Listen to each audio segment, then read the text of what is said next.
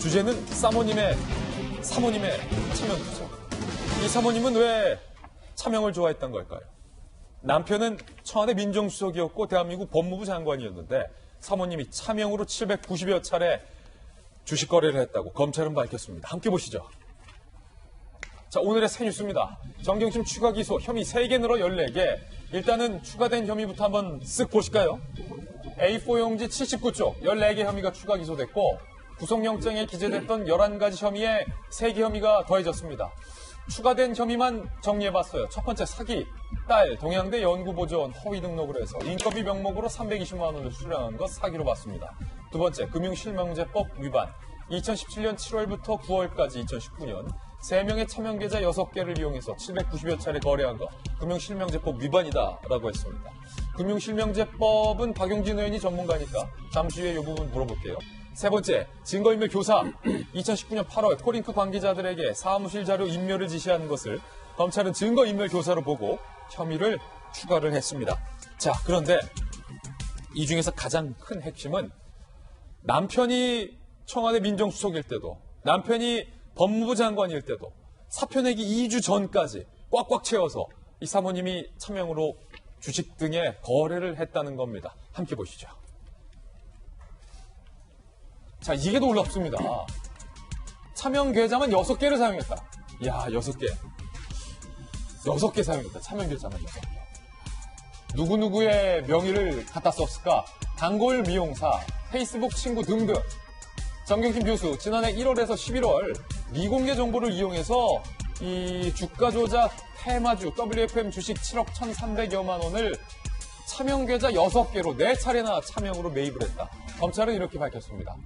동생 정 씨의 명의로 계좌 3개, 그리고 단골 미용사, 헤어 디자이너 명의의 계좌로 1개, 페이스북 친구 명의의 계좌 2개. 이거 다 차명이죠. 총 6개의 다른 사람 명의의 계좌로 주식 거래를 했는데 이 차명을 통해서 거래한 이득이 1억 6,400만 원의 부당 이득을 봤다.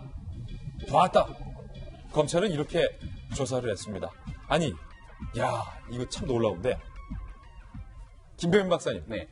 조국 장관은 분명히 내 아내는 주식 거래를 잘 모른다라고 했었잖아요. 네. 그런데 차명 계좌 6개, 다른 사람 명의 3개로 이렇게 몇 억씩의 주식을 했잖아요. 정경심 교수가. 이 정도면 이거 선수입니까? 아닙니까?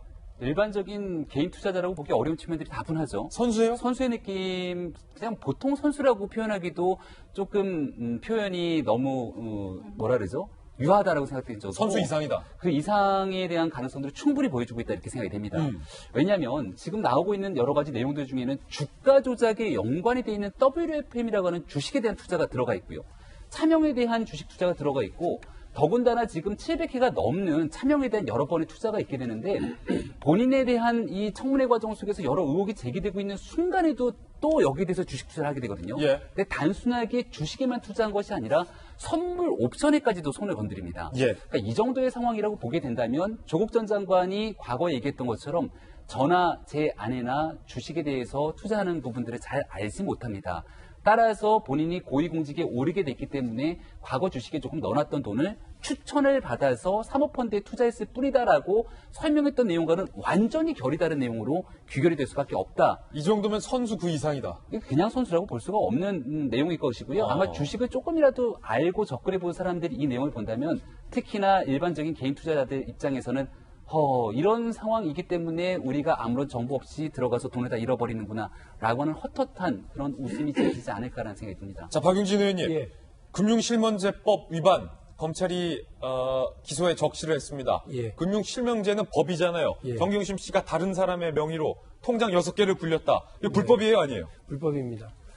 이미 1993년 8월 12일 김영삼 당시 대통령이 대통령 긴급 명령을 선포해서 이 시간 이후로 대한민국에서의 모든 금융거래는 실명으로 한다. 이렇게 아주 단순하게 예. 기자회견 발표했던 내용들 기억하는 분들 많이 계십니다.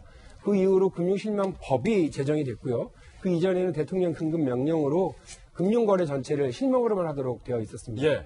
그런데 지금 정경심 교수가 페이스북 친구라든지 미용실 원장이라든지 이런 또 다른 사람의 명의로 계좌를 개설해서 부당이익을 취했다. 그게 죄가 안 됐었습니다. 예. 2017년까지는 죄가 되질 않았습니다. 그럼 뭐 언제부터 죄가 됐느냐? 2017년 제가 했던 국정감사 이후입니다. 예. 이게 무슨 말이냐면 그 이전에 대한민국의 금융 관료들은 어떻게 금융심의법 운영을 했느냐면 박용진 돈을 김진 명의로 이렇게 차명으로 빌려서 해요. 이 죄가 되지 않습니다. 왜? 그들이 생각할 때는 허무명이 아닌 실지 명의인. 그러니까 자기 주민등록번호가 있는 살아있는 사람이면 그 주민번호를 가지고 있는 사람을 통해 가지고 하는 건 이거는 비신명자산이 아니라는 거예요. 예. 그럼 뭐가 비신명자산으로 처벌받습니까? 했더니 로버트 태권브이, 마루치 아라치, 장화와 홍련, 예. 있지도 않은- 장지산, 홍길동 뭐 이렇게 있지도 않은 가짜 이름으로 이렇게 하면 그것만 처벌했다는 거예요. 예. 그래서 제가 2017년 국정감사에서 발칵 뒤집어 놓고 이거를 바로 잡아서 이미 2년 동안 관련된 차명 계좌에 대해서 세금을 걷었습니다. 금융실명법 제5조에 관해서 세금을 걷어서 1192억의 세금이 이미 거쳤습니다. 예. 따라서 만일에 검찰의 수사가 맞고 정경심 교수의 그 차명계좌 6개가 정경심 교수의 돈을 다른 사람 명의로 빌려서 거래를 했다. 예. 그럼 이에 따른 배당금, 배당이익과 이자, 이득 이런 것들은 모두 다 그 금융실명법 제5조에 의해서 전부 다 그 세금으로 징수됩니다. 얼마나 징수되느냐면 거의 99%. 지금 보세요. 동생 정시명의 계좌 3개, 차명 계좌, 네. 단골 미용실 미용사 명의 계좌 1개, 차명, 페이스북 친구 명의 계좌 2개, 차명, 6개 차명 통장으로 1억 6,400만 원 부당 이득을 봤다. 이거 99% 몰수라고요? 그 세금으로 징수를 하게 되어 있고요.